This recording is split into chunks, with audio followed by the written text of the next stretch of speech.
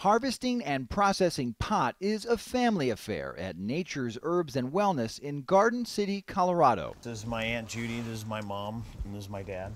3 generations of Rotherhams work here, and business is booming. We started out with 1,200 square feet, and right now we've got about 10,000 square feet all finished, and we're bursting at the seams. The next grow up that we're just finishing is another 10,000 square feet, and we have plans for at least 2 to 3 more facilities of that size. Pot is the biggest game in town in tiny Garden City, population 300. The 4 medical marijuana dispensaries here already account for a quarter of all tax revenues, and that's before they start retail sales, a fact that has Mayor Brian Seifried seeing green. I always like to joke that there's not a pothole in my entire town because, we've been able to reinvest in our infrastructure and do some things that we wouldn't have had a chance to do without a new industry or some new energy in town. If the estimates are correct, Colorado is about to reap a bumper crop of cash thanks to legal weed. One study says sales could hit $606 million in 2014.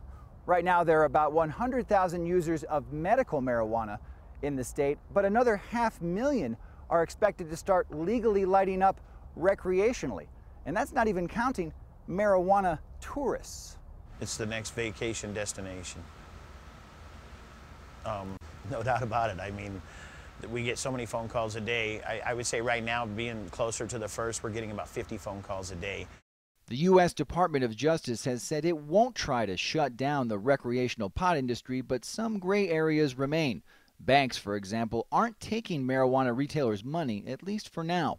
And there are, of course, worries about increased crime and underage drug use. But John Rotherham, for one, thinks other states will soon see dollar signs through the haze.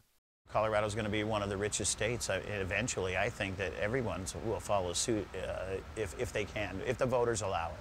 So while there are questions about exactly how legal weed will play out here in Colorado, it is safe to say that hopes for the future are high. Paul Beban, Al Jazeera, Denver.